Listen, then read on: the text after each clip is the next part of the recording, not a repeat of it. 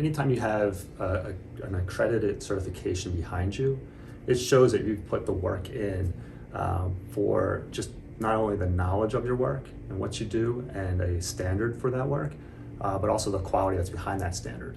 that it's repeatable, that somebody's going to come in is going to get the service that they need to make sure that when they're walking out the door, they have that confidence in the repair. And a confidence in the company too, that it's backing that repair. You know, when they go home, if there's something wrong, you know, they have the ability and knowledge and confidence to come back to us and say, hey, look, you know, this is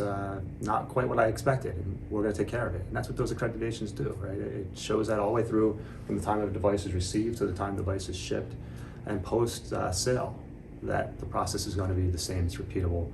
and they're going to be handled in a professional manner as well.